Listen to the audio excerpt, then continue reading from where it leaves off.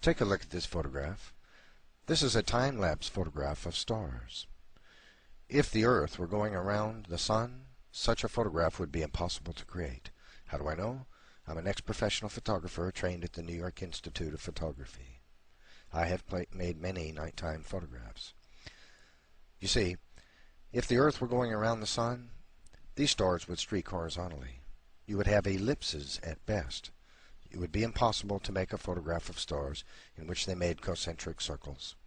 It would be impossible.